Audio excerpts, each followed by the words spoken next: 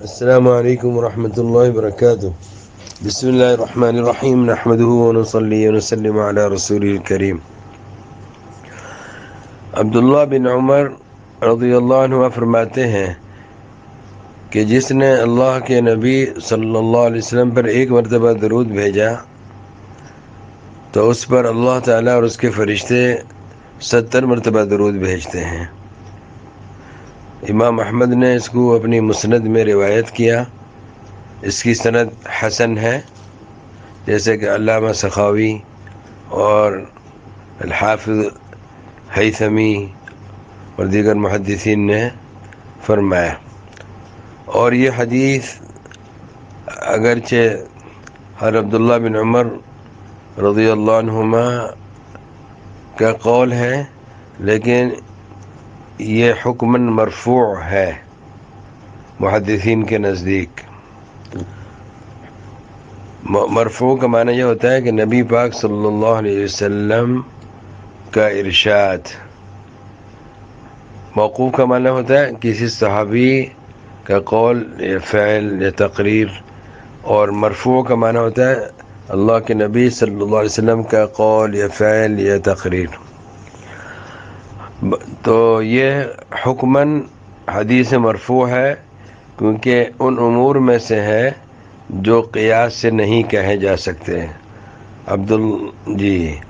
حضرات محدثین کا اس میں اجماع ہے کہ جو صحابی کوئی ایسی فضیلت بیان کریں جس کا تعلق اجر و ثواب سے ہو، آخرت کے حالات سے ہو، تو وہ حکماً مرفوع مانی جائے گی، کیونکہ وہ قیاس سے نہیں کہی جا سکتی.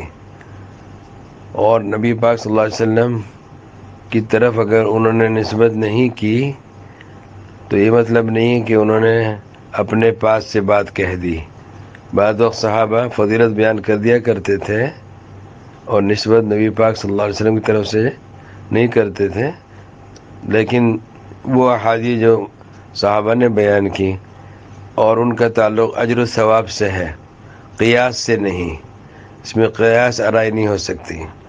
اور جیسے جنت کے حالات سے، آخرت کے حالات سے اگر اپنے طور پہ بیان کر رہے ہیں تو بھی وہ حدیث مرفوع مانی جائے گی، یعنی نبی اکرم صلی اللہ علیہ وسلم کا ارشاد ہی مانا جائے گا. تو یہ حدیث بھی حکماً مرفوع ہے.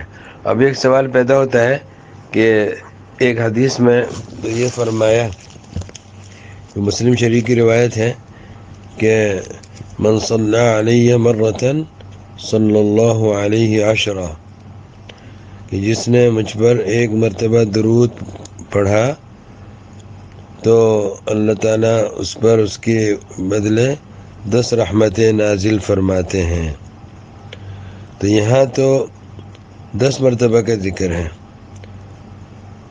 تو اور یہ جو آپ بیان کر رہے ہیں عبداللہ بن عمر رضی اللہ عنہما کی روایت، اس میں 70 مرتبہ کا ذکر ہے. تو اس کا جواب یہ ہے کہ اس کا جواب علامہ شوکانی نے دیا ہے. کہتے ہیں کہ نبی اکرم صلی اللہ علیہ وسلم درود شریف کی فضیلت، درود شریف کی فضائل اللہ تعالیٰ کی طرف سے آپ صلی اللہ علیہ وسلم کو معلوم ہوتے رہتے تھے. تو جو بھی فضیلت میں اضافہ معلوم ہوتا تھا تو امت کو بیان کر دیا کرتے تھے.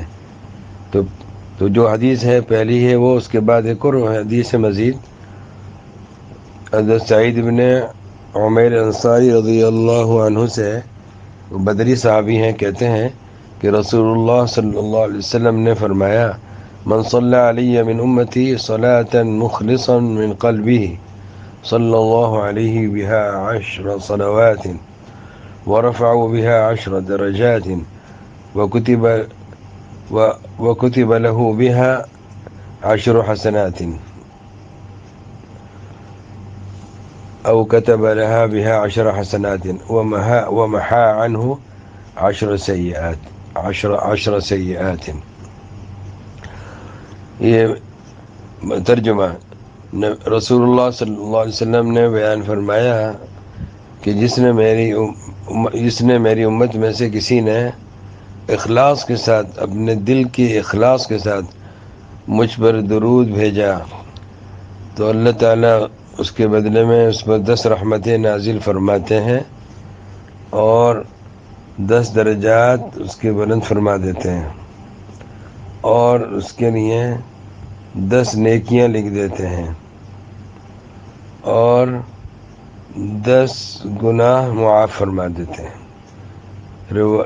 روایت کیا اس کو امام نسائی نے عمل الیوم واللیلہ میں، اور بزار نے اور طبرانی نے، اور اس کو روایت کیا ہے حضرت ابو بردہ بن نیاز رضی اللہ تعالی عنہ کی روایت سے،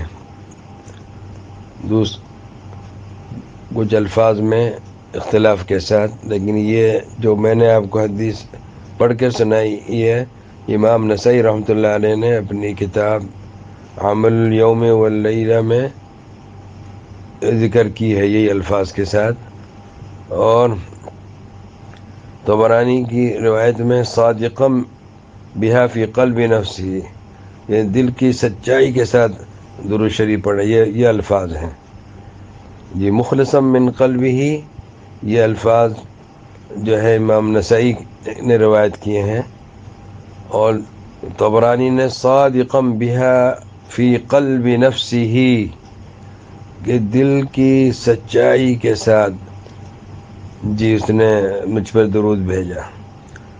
اور علامہ حیثمی نے بزار اور طبرانی کی راویوں کو ثقہ قرار دیا، سارے ثقہ راوی ہیں، تو یہ صحیح حدیث ہے۔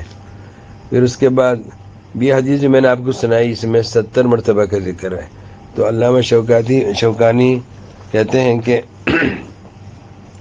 نبی اکرم صلی اللہ علیہ وسلم کو درود شریف کے بارے میں معلوم ہوتا رہتا تھا، اس کا ثواب، جو بھی مزید فضیلت اللہ تعالیٰ کی طرف سے معلوم ہوتی تھی تو آپ امت کو بیان کر دیا کرتے تھے جی، تو ثواب بڑھتا رہا، اللہ تعالیٰ کی طرف سے انعامات بڑھتے رہے، آپ صلی اللہ علیہ وسلم اپنی امت کو بتلاتے رہے۔ اللہ تعالیٰ کے درود بھیجنے کا مطلب کیا ہے؟ رحمت نازل فرمانا، اور فرشتوں کے درود بھیجنے کا مطلب ہے دعا کرنا جی۔ اللہ تعالیٰ شانو ہم سب کو زیادہ سے زیادہ درود شریف پڑھنے کی توفیق عطا فرمائے۔ وصلی اللہ علی نبینا محمد وعلی آلہ وصحبہ وبارک وسلم، والحمد للہ رب العالمین۔